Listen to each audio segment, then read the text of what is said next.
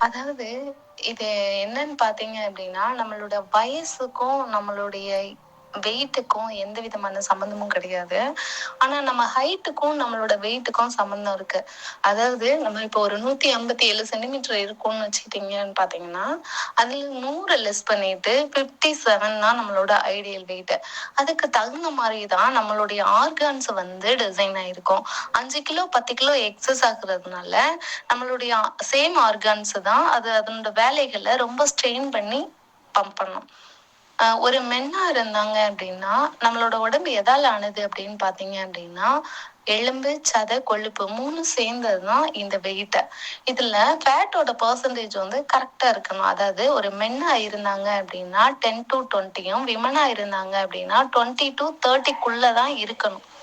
இல்ல அப்படின்னா, நம்மளோட ஹார்ட்டுக்கு போற பிளட் பைப் வந்து நார்மலா இருக்கிறப்ப விரிவடைஞ்சு இருக்கும். ஃபேட் அதிகமாக அதிகமாக சுருங்கிடும்.